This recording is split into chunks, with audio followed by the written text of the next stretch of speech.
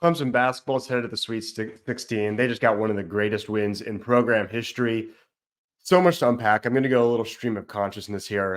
If you haven't already, please like this video, subscribe to this channel. Let's dive in, man. This game was so much fun. Clemson was the better team for 35-ish minutes.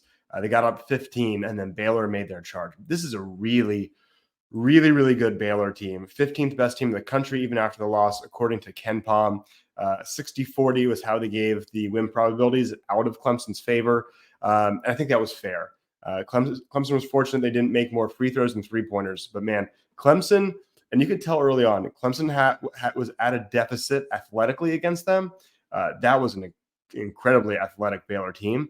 But you can tell, and part of it's because they're more experienced, but Clemson looked like the better coached team. And again, a lot of that is because they have older guys who've been coached longer, but they were making really smart plays. Clemson's one of these programs is they can keep guys for a while and then supplement with some older transfers. Their starting lineup is Chase Hunter, senior, Joe Girard, super senior, Jack Clark, super senior, Ian Shefflin Jr., and Hall, senior. Right. And it looked like it, man. They were out there. They were tough. They were battling and they were smart. A couple mistakes, but generally speaking, I thought they played a really great game and a really smart game.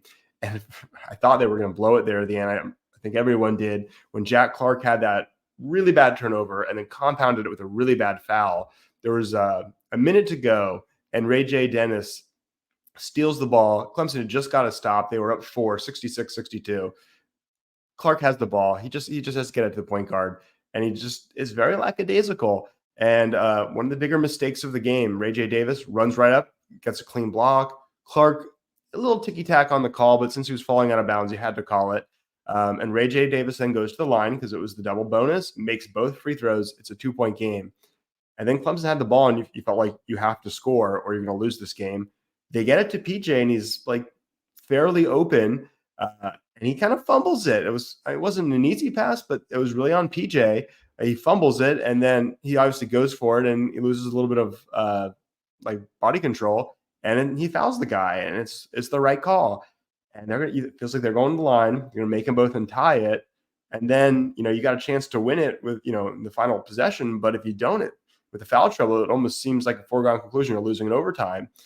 So for a moment there, it was at best a 50-50 game with 37 seconds left. He misses both free throws, and then just so clutch. It's one thing for Joe Girard, who's an elite free throw shooter, to knock down clutch free throws, but RJ Godfrey, 55% free throw shooter, gets fouled 29 seconds to go, and they're only up 2.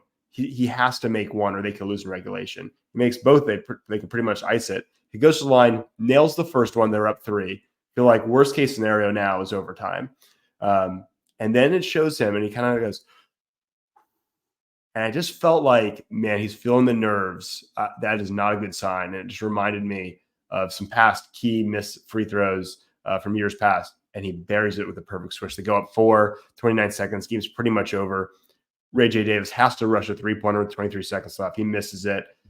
Ends up, Girard gets a great rebound. Girard knocks down the 2 free throws. Game's over. Clemson wins 72-64. Just unbelievable win. One of the most enjoyable games I've ever seen. I gotta say, when I saw PJ Hall on the sideline start tearing up after the win, I don't know how you don't love this team, man. This is one of my favorite Clemson teams of all time. Just so frustrating at times, but you love these guys. They wanted seniors coming back for this. That was awesome. Couple notes here to call out on the specific game. Really, everyone played well except the best player. PJ Hall was 4 for 11, which is fine. 3 for 4 from the free throw line. But he had 5 fouls. He only played 19 minutes. 11 points, 19 minutes isn't bad. But he missed a couple gimmies, and he had that bad turnover and bad foul at the end that almost lost him the game.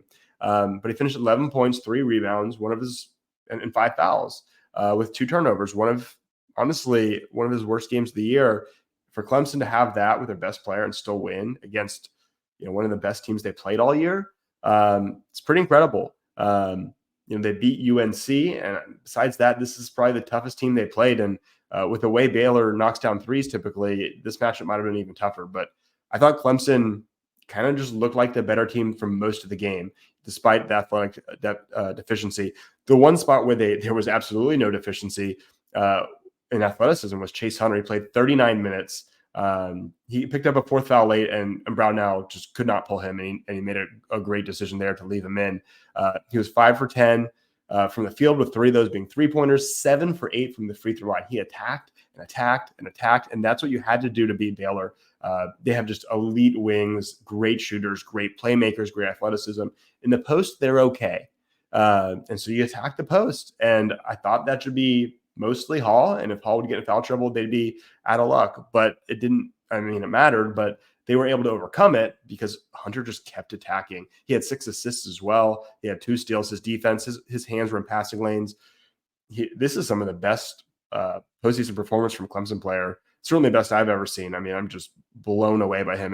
Maybe it's like it was Gabe DeVoe in that 2018, just couldn't miss a shot. That's Chase obviously doing it a different way, but incredibly impressive. Love what we got from RJ Godfrey. Played 19 minutes because Hall was limited to also 19 minutes.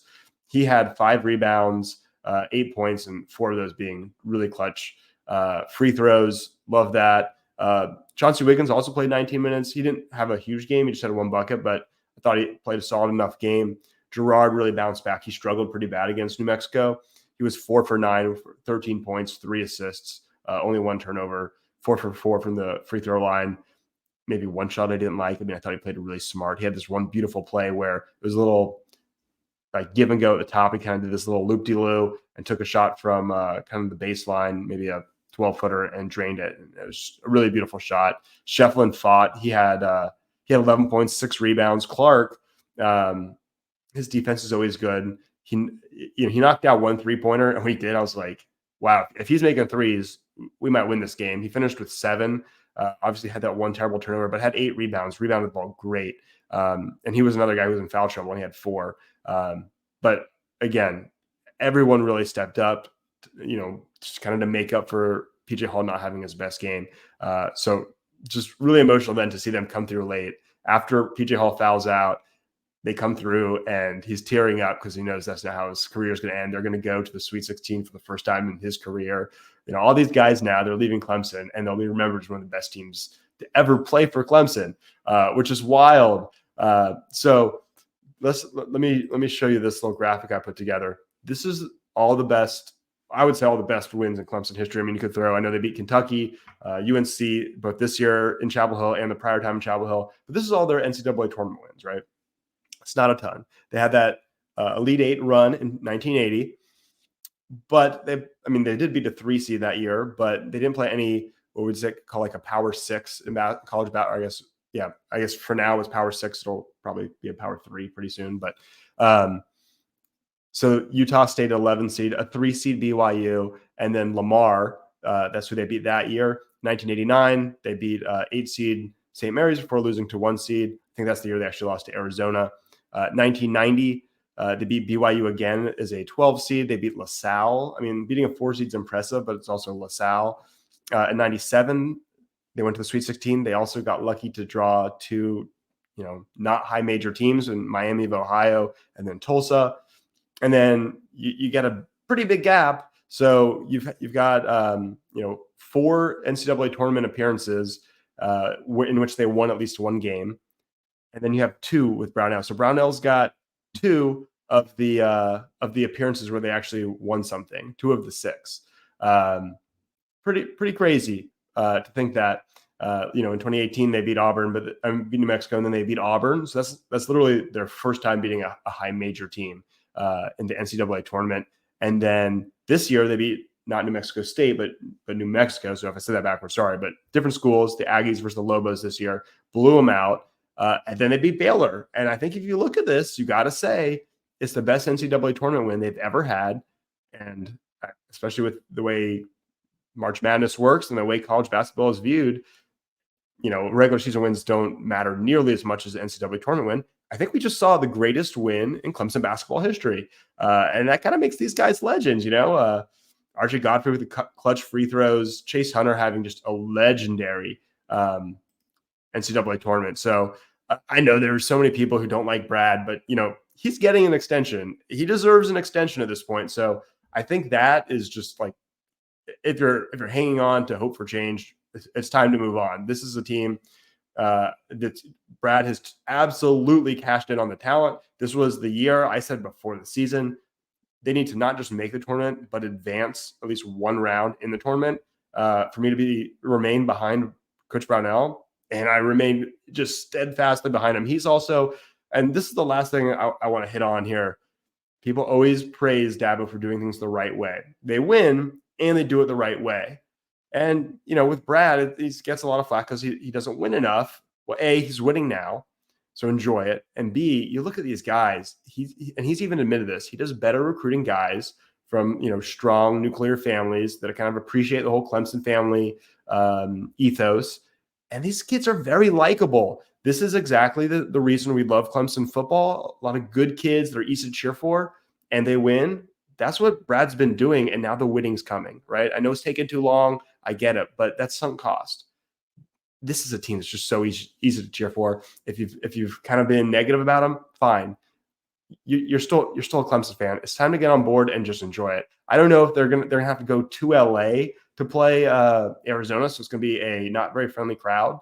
So that's gonna be tough. Ken Palm gave Clemson a 45% chance to beat New Mexico, a 40% chance to beat Baylor, now a 30% chance to beat Arizona. So it's going to be tough. I'm not going to pick a Clemson to win again, but this has already been one of the best seasons in Clemson basketball history. It's had two of the best wins in Clemson basketball history, with obviously this tournament win against Baylor and the second ever win in Chapel Hill, coming, both of those in the same year. This has been fun. So going to work this week, enjoy it, bathe in it. You got a whole week before they have to go to Arizona. But, as I said, even before the Baylor win, it's all icing at this point. This has been a very successful Clemson basketball season, and really more successful than any football season we've had since 2020. So if you can't enjoy this, I will tell you, this is awesome.